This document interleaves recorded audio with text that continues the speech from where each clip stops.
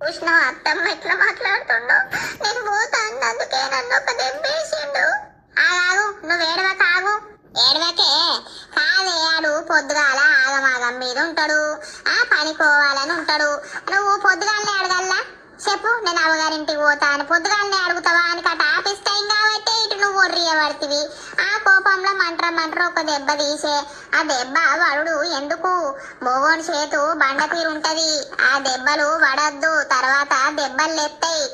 రాత్రి వచ్చినాక మెల్లగా బూరకి అడగవా?